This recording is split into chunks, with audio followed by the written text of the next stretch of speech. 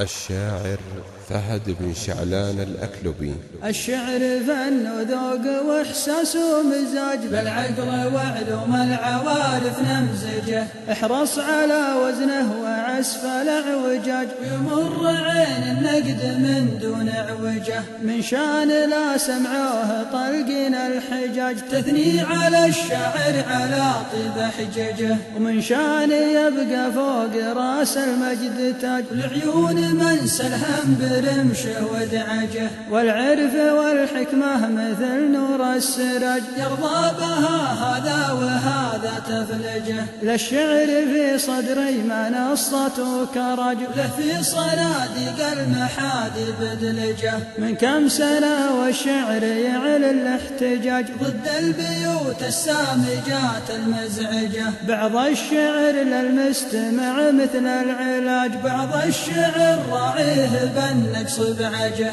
اللي سمعت ما تحس بالاندماج، لو كان باسلوب الكبار مكيجه. وبعض القصيد تعيش نشوة الابتهاج، اللي سمعت كل وجه يبلجه. يفرق مثل فرق القراح من الهماج، أما يغث الصدر ولا يبهجه. وأنا لو أما لي على نظم خراج، والله ما عصر الخوخ من شان احدجه. واختامها صلوا عدد ما حج حج، على رسول هم الإسلام فرجه. واختامها صلوا عدد ما حج حج، على رسول هم الإسلام فرجه. واختامها صلوا عدد ما حج حج، على رسول هم الإسلام فرجه.